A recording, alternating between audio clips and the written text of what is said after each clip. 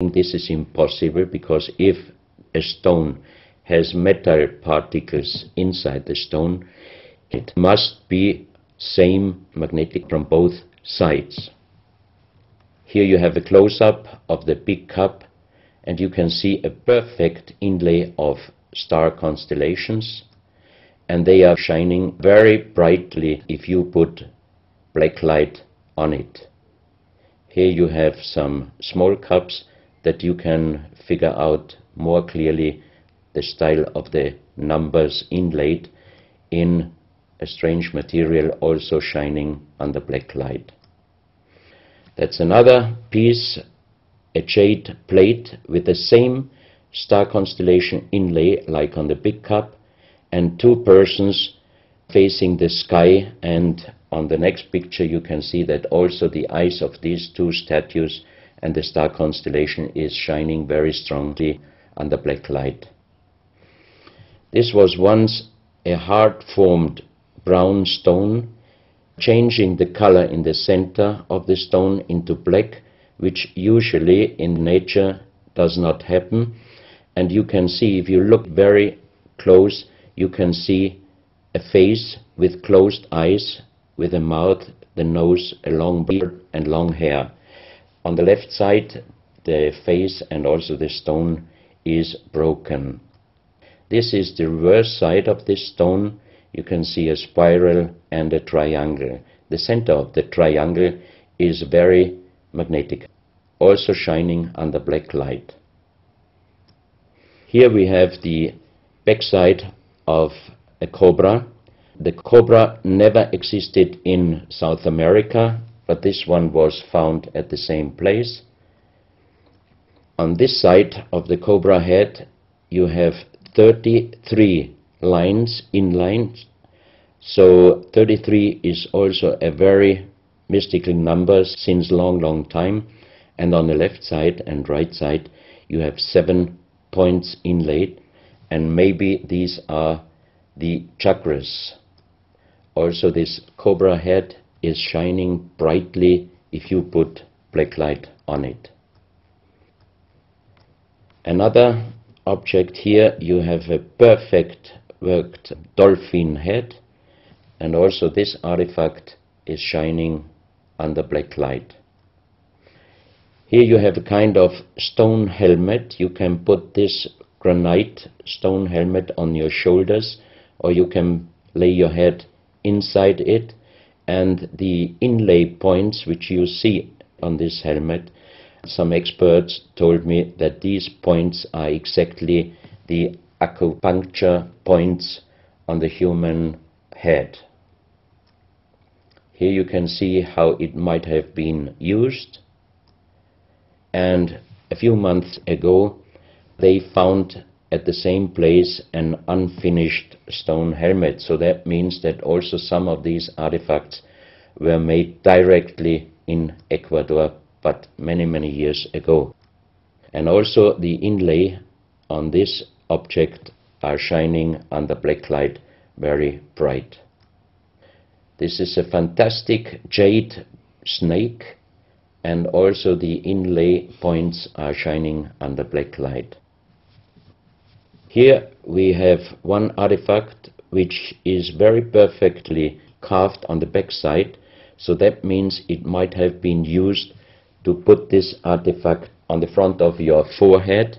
You can see the two eyes inlaid, and on the reverse side you have the so-called third eye. Maybe this artifact was used for some ceremonies or for meditation.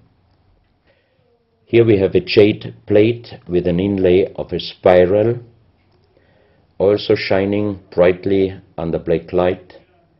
Another one, you can see 7 rings inlaid in the jade plate and also shining under black light. Maybe this also could be a presentation of the 7 chakras. Here is one of the ceramics found there. It's a great masterpiece, and the question is, how can you make this artifact out of one piece of ceramic? Here we have another pyramidal stone found also in Ecuador. On top you see the pyramid with the eye, and you have down several spirals and symbols. Some of them are very similar to the church word Nakal plates, which he found 1880 in India, and the translation was talking about the sunken continent of Mu. This is a marble with another inlay of a spiral, also shining very brightly under black light. Another stone in a pyramidal form with an inlay of an eye. Here you can see again the pyramid with the eye, and on the bottom you see the Orion star constellation, the 3 Orion stars, which might focus us to the 3 pyramids in Egypt. Here you have a ceramic statue. You can see the style of sitting is not real pre-Columbian style. It looks like the lotus seat from Asia. On top of this statue you have a head with some points, and it looks quite similar to many of the Buddha presentations. He holds a snake in his mouth.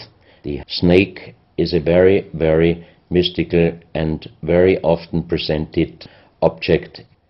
So that means this statue is not from any existing or known pre-Columbian culture. Even the next one, you can see that how this statue is sitting, it looks more the direction of Asia. On top of his head, again a very strange head, and in the center you can see like the head of a frog. Also the frog is a very mystical animal in old South American pre-Columbian culture, but also in Africa and also in Asia. Here another ceramic statue holding a kind of plate in his left hand, and it looks also not really pre-Columbian culture. This is another very strange artifact holding a stick with a snake.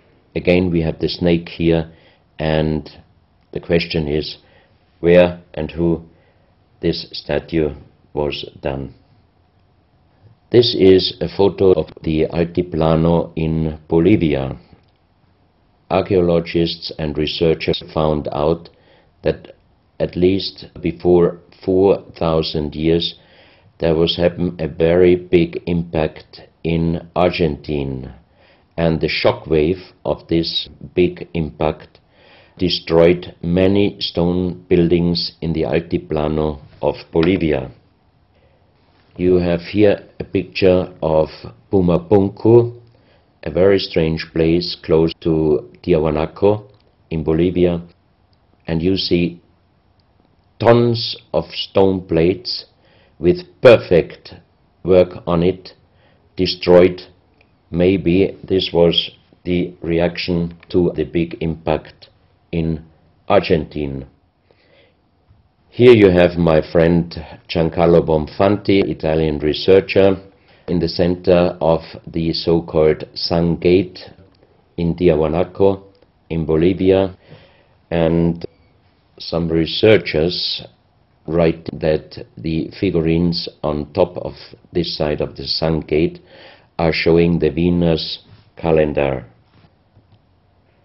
Here you have one of the big stone plates from Pumapunku, and you can see how perfect this stonework was done.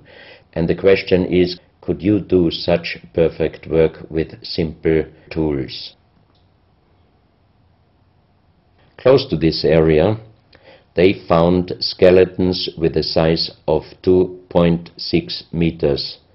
And the picture on the top shows you the skull of one of these skeletons, and it looks like it is deformed, but definitely these skulls are not deformed. They are natural style, like an egg. On this photo you see how strong the jaw of those skulls were. This is a front view, and the most interesting photo is this one, because you can see that the top of the skull does not have the 3 plates which we have as Homo sapiens, and that shows us that these skeletons are not Homo sapiens. What we might be able is doing a DNA check and an age dating on these skeletons, because we are very much wondering what kind of humans did exist long time ago and how long ago. On the next pictures I show you some artifacts found close by the real giants, and when I first time got this mask in my hands, I tried to look through the 2 eyes. At that time I didn't know that they were belonging to 2.6 meter skeletons, and I was just wondering, why did they make masks where you can only look out from 1 eye? But after knowing that those people were over 2.5 meters, I could imagine that their skull was of course bigger than our skull, and that's why these masks were for us oversized.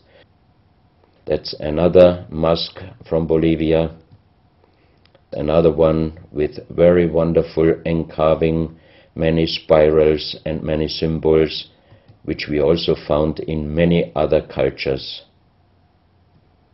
This is a very heavy stone figurine, and again here you can see on the top the head of a snake going down on his backside.